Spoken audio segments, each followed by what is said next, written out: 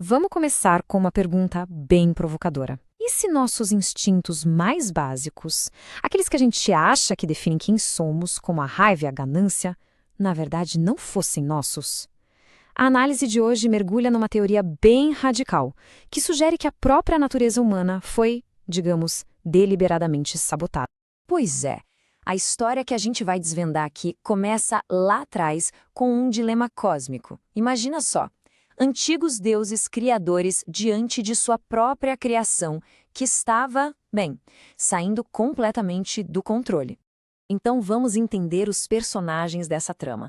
De um lado, a gente tem os Anunnaki, seres que também são conhecidos como Pleiadianes. Eles seriam os criadores, a elite. E do outro lado, a sua força de trabalho, os Lulus, que seriam os primeiros humanos criados com um propósito bem claro: servir. Só que aí, o plano começou a dar errado. O que o texto descreve é que esses lulos começaram a se rebelar. E não foi pouca coisa. O problema cresceu tanto, virou uma crise tão séria que os Anunnaki tomaram uma decisão drástica. Eles precisavam de uma nova força de trabalho, uma que fosse mais submissa e, principalmente, menos inteligente. E é nesse ponto da história que entra uma figura-chave, Ninhursag. Ela é descrita como uma deusa geneticista, uma especialista, e segundo a fonte, foi para ela que deram a missão de achar uma solução definitiva para o problema humano. E a solução que ela encontrou? Bom, foi uma intervenção genética para lá de drástica. A ideia era introduzir o que o texto chama de complexo reptiliano. E não era algo superficial, não. A ideia era implantar isso diretamente no centro do cérebro humano para conter o desenvolvimento.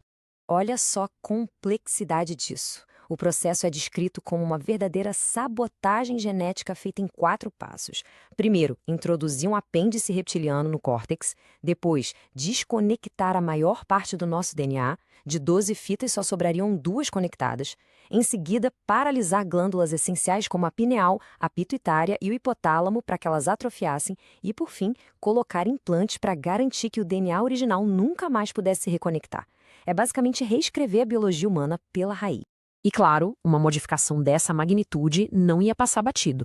As consequências foram, como era de se esperar, profundas e duradouras, alterando não só o cérebro, mas a própria essência da natureza humana. A fonte aqui pinta um quadro de antes e depois que é impressionante. O ser humano original, o Lulu, era visto como alguém de inteligência quase divina, super intuitivo, conectado às suas 12 fitas de DNA. E o depois? O humano modificado, dominado por instintos agressivos, comportamentos compulsivos e com sua capacidade genética drasticamente limitada a apenas 2 fitas. Então, de onde vêm muitos dos nossos impulsos mais primitivos? Segundo essa teoria, eles vêm direto desse cérebro reptiliano implantado. Coisas como a agressividade, a necessidade de defender território, comportamentos compulsivos, rituais, a competição desenfreada, até a nossa suscetibilidade a símbolos, a crenças e a seguir movimentos fanáticos de massa. E tem um detalhe importante. Quando a raiva toma conta, por exemplo, essa parte reptiliana do cérebro simplesmente anularia a parte racional. É como se um interruptor fosse desligado, dando passagem total às emoções primitivas.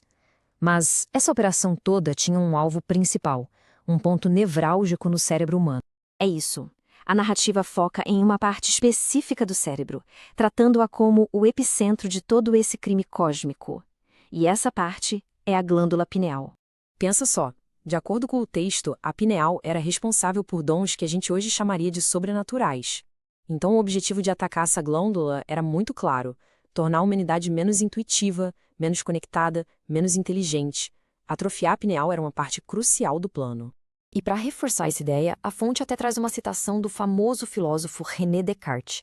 Ele, lá no século XVII, já se referia à glândula pineal como o principal assento da alma. Ele acreditava que era ali que todas as nossas percepções se uniam para serem consideradas pela consciência. O que a gente vê aqui é uma linha do tempo desse declínio. Nos tempos antigos, a pineal seria uma fonte de habilidades incríveis. Depois da intervenção de Ninhursag, ela foi parcialmente paralisada. Com o passar dos séculos, foi atrofiando até ficar do tamanho de uma ervilha e, ainda por cima, calcificada. E hoje? Bom, hoje a ciência relaciona a baixa produção de melatonina pela pineal com a depressão. Ok, então vamos amarrar as pontas. Quais foram as consequências finais, de longo prazo, de todo esse relato? O que esse crime cósmico deixou como legado? O resultado, segundo o texto, foi simplesmente catastrófico. A implantação do complexo reptiliano teria levado a um aumento da violência, da ganância, da divisão. A manipulação genética teria dado início a milênios de conflitos sangrentos por linhagens. E os próprios deuses os Anunnaki, por quebrarem uma lei cósmica, teriam sido expulsos da Terra. E a supressão da glândula pineal teria nos deixado o que chamam de mal do século, a depressão? E aqui entra um ponto fundamental. A fonte alega que existe uma lei universal, uma regra maior, que proíbe a manipulação da evolução de uma raça. E quebrar essa lei? Bom, isso traz consequências severas. Ou seja, toda essa intervenção não foi só antiética, foi um ato ilegal em escala cósmica. E tudo isso nos leva a uma pergunta final, talvez a mais perturbadora de todas. Se os nossos instintos mais profundos, aquilo que a gente acredita que nos define, foram na verdade implantados, o que então define quem realmente somos?